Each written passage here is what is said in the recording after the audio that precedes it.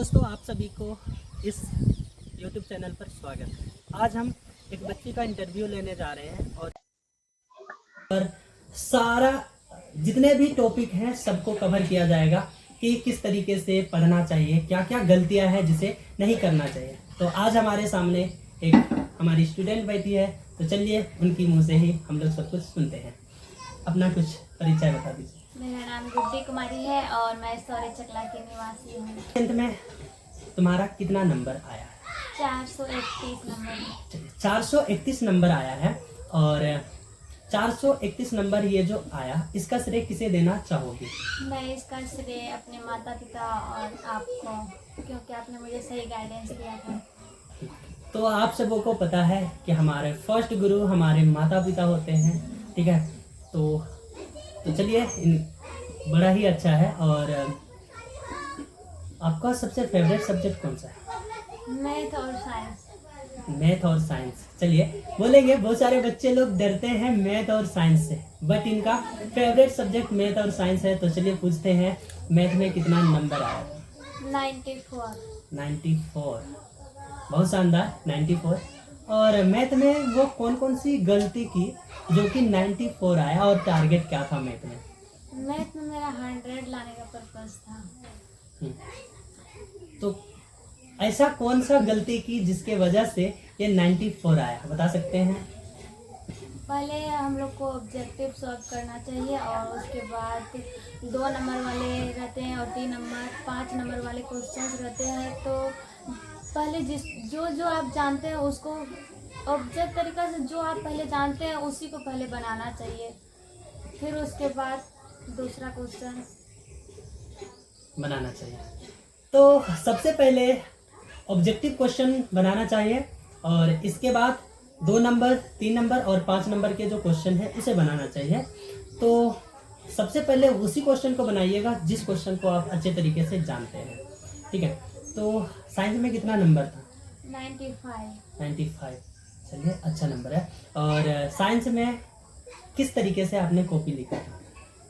Science में point by point लिखना चाहिए, उससे शॉर्ट तरीके से जो एग्जामिनर है उसको भी समझ में आएगा और अच्छे मार्क्स प्राप्त होंगे आप लोग को भी। चलिए, तो बोलेंगे जैसे कि अगर एग्जाम हॉल में बैठते हैं और ऐसा सिचुएशन आता है कि हम आंसर तो जानते हैं बट इतना छोटा सा जानते हैं और प्लेस इतना बड़ा है, तो बहुत सारे बच्चे उसको भरने पर लगे हैं। क्या उसे भरना चाहिए या तो हमें जो क्वेश्चन है उसी को करना चाहिए? जो क्वेश्चन है उसी को करना चाहिए, क्योंकि वहाँ आपका पेपर भरा हुआ नहीं देखा जाता है, वहाँ आप कितना जानते हैं वो देखा जाता है। चलिए, बहुत शानदार है। तो वहाँ पर क्या करना है, जब एग्जाम हॉल में बैठते हैं तो सेम ऐसा ही होता है। हम जानते हैं जिसको, उसका क्या होता है, प्लेस जो है वो बहुत बड़ा होता है, तो बच्चे उसको भरने पर लगे रहते हैं। तो इनका कहना है कि उससे भरना नहीं है, उसका जो आंसर है सटीक उसको लिखना चाहिए। और आप रूटीन से पढ़ते थे या फिर ऐसे ही पढ़ा करते थे? रूटीन से पढ़ा करते थे। चलिए, तो रूटीन बहुत ही इम्पोर्टेंट होता है। और कितने घंटे पढ़ते थे? 4 से 5 घंटा। 4 से 5 घंटे में अच्छा नंबर क्या कर सकता है कोई भी बच्चा? जी, सेल्फ स्टडी से सब कुछ संभव है। सेल्फ स्टडी से सब कुछ संभव है। और 4 से 5 घंटा भी काफी होता है अगर आप अच्छे तरीके से पढ़ते हैं। तो बहुत सारे बच्चों का आप अगर सुनिएगा तो वो 10 घंटा 12 घंटा पढ़ते हैं, ये डिपेंड करता है स्टूडेंट के ऊपर। तो 4 से 5 घंटा भी काफ़ी है। और अगर हम क्लास 10th में है तो कौन सा बुक को पढ़ना चाहिए? हमारा जो बुक होता है NCERT, उस बुक को पढ़ना चाहिए या तो फिर साइड बुक को पढ़ना चाहिए? NCERT बुक पढ़ना चाहिए। और NCERT बुक को किस तरीके से पढ़ना चाहिए, लाइन बाय लाइन या तो फिर इधर उधर से जैसे तैसे पढ़ना चाहिए? लाइन बाय लाइन पढ़ना चाहिए। और जिस दिन आपको पता रहेगा कि टीचर्स अगले दिन पढ़ाएंगे, उसके एक दिन पहले आपको रीडिंग करके जाना चाहिए। तो आपको अगर अच्छा नंबर करना है तो NCERT बुक जो होता है सबसे बेस्ट होता है। और जब भी पढ़िए तो लाइन बाय लाइन पढ़िए, ताकि वहां से आपके सारे क्वेश्चन बन सकते हैं, छूटेगा नहीं।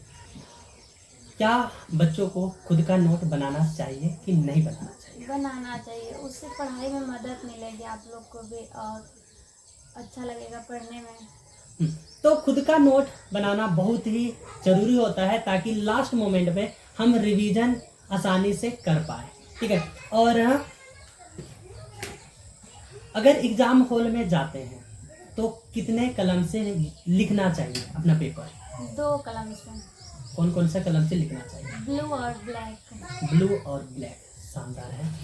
तो हमारा क्वेश्चन है, क्या आपने क्वेश्चन बैंक बनाया था या तो मॉडल पेपर बनाया था कि नहीं बनाया था? बनाए थे ना। तो बच्चों से क्या कहना चाहेंगे कि उन्हें क्वेश्चन बैंक बनाना चाहिए कि नहीं बनाना चाहिए? बनाना चाहिए, क्योंकि उससे भी आपका रिवीजन होगा और अच्छा लगेगा पढ़ने में, और आप जब एग्ज़ाम देने जाएंगे तो आपको लगेगा कि मैं प्रॉपरली तरीक़ा से अच्छा से जानता हूँ। हाँ, तो क्वेश्चन बैंक और मॉडल पेपर लगाना चाहिए और इन्होंने भी लगाया है। तो बोलेंगे जब हम लगाते हैं तो हमारे अंदर कॉन्फिडेंस आता है, तो आप लोग भी ज़रूर लगाइएगा। तो आप अपने प्यारे दोस्तों के लिए, आपके प्यारे प्यारे छोटे भाई बहनों के लिए जो क्लास 10th में है और 2027 में एग्ज़ाम देने वाले हैं, तो उनके लिए क्या बोलना चाहोगे? मैं उसको हमेशा ये बोलूँगी, रिवीजन और सेल्फ स्टडी पर ज़्यादा फोकस करें। तो आप लोग सुन चुके हैं कि ये शानदार तरीके से क्या करना है, सेल्फ नोट और सेल्फ स्टडी बहुत ही इम्पोर्टेंट है, तो आप उस पर फोकस कीजिए। और आज के लिए बोल सकते हैं इतना ही, और इन्होंने अपना कीमती समय दिया उसके लिए बहुत बहुत धन्यवाद। कोई